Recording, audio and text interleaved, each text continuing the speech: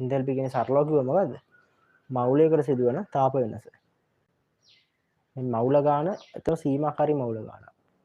ඒ කියන්නේ දැන් හිතන්න මෙතන සෝඩියම් හයිඩ්‍රොක්සයිඩ් මවුල එකකට HCl මවුල එකක් වැය වෙනවා. එතකොට මොකක්ද වෙන්නේ? මවුල එකට එක අනුපාතයෙන් එතකොට මේ දෙන්නම සමාන විදිහට වැය වෙනවා. හිතන්න සෝඩියම් ඔක්සයිඩ් දෙකක් තියෙනවා. සෝඩියම් හයිඩ්‍රොක්සයිඩ් මවුල දෙකක් තියෙනවා. HCl මවුල එකයි තියෙන්නේ. දැන් මේ දෙන්න මේ දෙකට දෙක ප්‍රතික්‍රියා කරන්න බෑ. එහෙනම් මොකක්ද එයා කරන්නේ? මෙයාගේ එකක් අඩු වෙනවා. මෙයාගෙනුත් එකක් අඩු වෙනවා. ඉතිරි කියන්නේ මෙයාගේ එකක් ඉතුරුයි මගෙන් බිඳුව. ඒතර ප්‍රතික්‍රියා කරන මවුල කීයද? එකයි.